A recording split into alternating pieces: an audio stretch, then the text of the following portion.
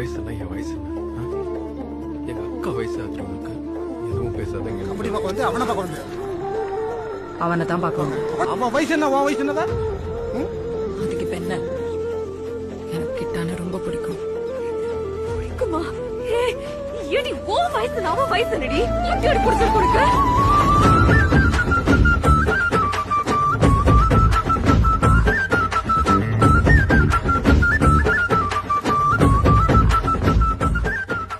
அவனுக்கு பொண்ணு கொடுக்க முடியாதியா?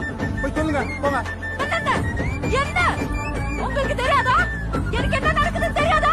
வயசு பத்தி எதுக்குல பேசுற? அதெல்லாம் எவன்ல கேட்பாங்க?